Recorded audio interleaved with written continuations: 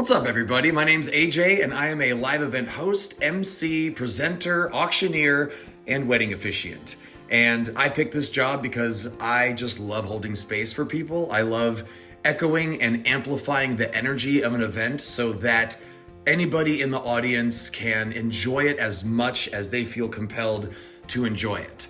You need to be comfortable talking in front of people, and there really is just no easy way to learn that. You just kind of have to learn by doing. But I've learned how to roll with the punches, think on my feet, and really, we're all human, we all make mistakes, and I think sharing that authenticity is what allows me to connect with my audience. You become a live event host and MC by putting yourself in those environments, by finding out that you get a charge out of speaking in front of people.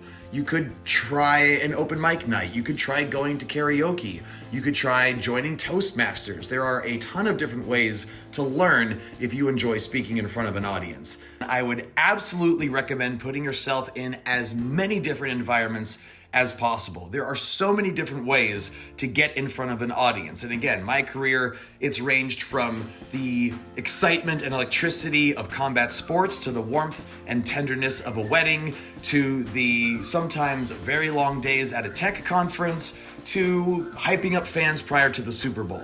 So it's really all about knowing which parts of your humanity to amplify and share with people. And the more you're able to do that, the more comfortable you're gonna be on stage. The more comfortable you are on stage, the more fun you have. And the more fun you have, the more fun your audience has. The path that I took toward this job was not a conventional one. I actually got my start in, believe it or not, professional wrestling, as in TV entertainment style wrestling. I wanted to be a WWE superstar. That was my dream as a kid, and I pursued that dream. I'm still involved in pro wrestling, but I knew I had to be a captivating public speaker if I was going to be a successful professional wrestler. So I studied communications in college. I went from being a petrified public speaker to being nominated by my department to speak in my commencement ceremony. And then from then, it was just off to the races. I was a host, ring announcer, and commentator for professional wrestling, then mixed martial arts, then boxing, and then it was music festivals, tech conferences, the Super Bowl, CES, roller derby events, nightlife game shows, and everything in between. Just like any other job, this has some pros and cons. Pros, I love what I do. I get so much excitement out of being in front of an audience, especially a new audience when I feel like I have something to prove.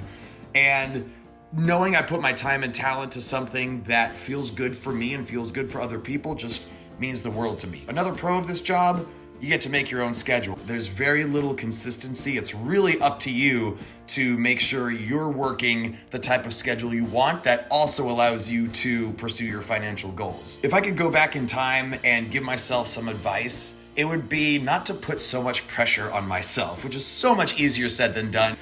As a performer, it's very easy to focus on the things you get wrong. You could walk off stage and say, man, I pronounced that person's name incorrectly, or I stumbled over these words. It's a great lesson in ownership. And, if you mess up somebody's name, apologize to that person. Tell them it won't happen again. Mean it that it won't happen again.